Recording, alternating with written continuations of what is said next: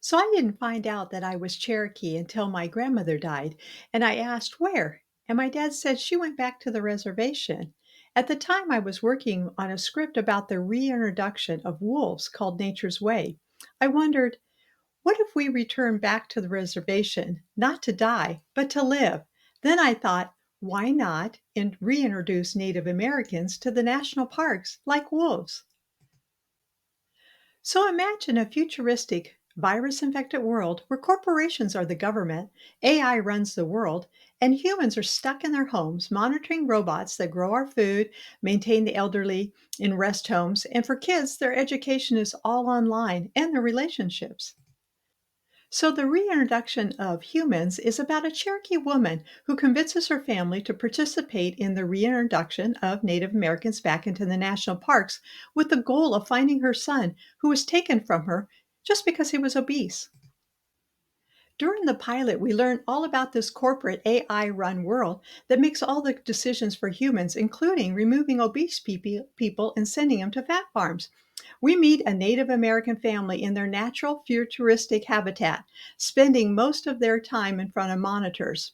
But our protagonist is pulled into the office to be questioned by an AI robot about arrows. AI is confused and knows she's Cherokee and she must understand why Native Americans would shoot arrows into trees. She goes home excited. Instead of monitoring robots that kill pigs, she's going to get a new job monitoring the national parks. And she thinks this is maybe where her son has been taken, and she might see him on the screen.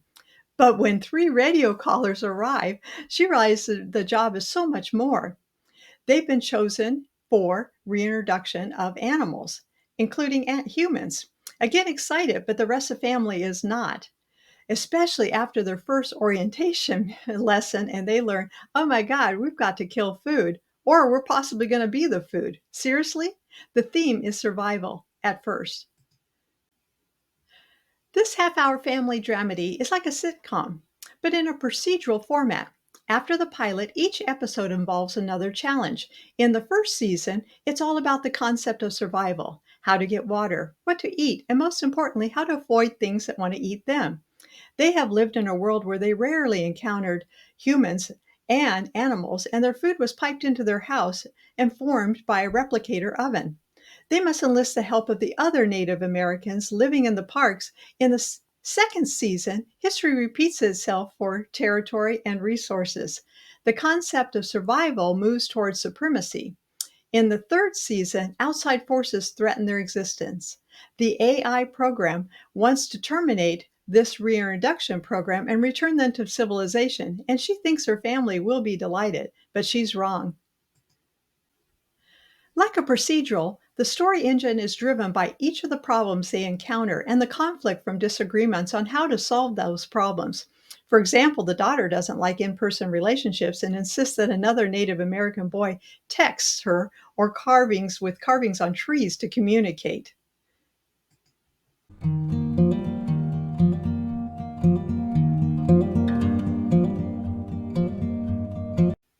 There are three main characters. Natalie is in her 30s. She's our fearless Cherokee protagonist who wants to find her son and a better life for her family, but at what cost?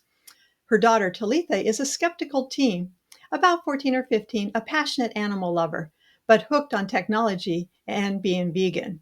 Dakota is an older teen. He's their Native American guide and teacher to help them survive in the wilderness and maybe find Derek.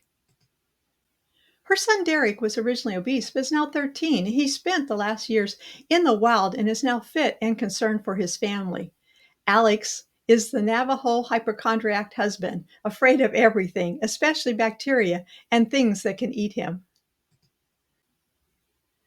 It's rather funny because they're truly strangers in this world, like The Good Place, a whole new world, but full of Native American lore, like reservation dogs. The tone maintains the humor like The Good Place with exciting situations. For example, the pilot ends when Derek and Dakota are being chased by a rival tribe.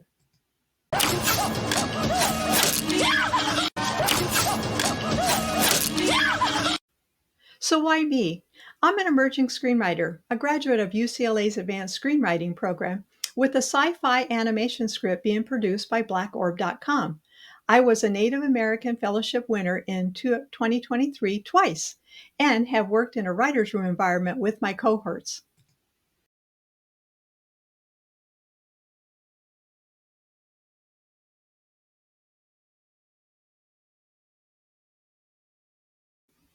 So why now?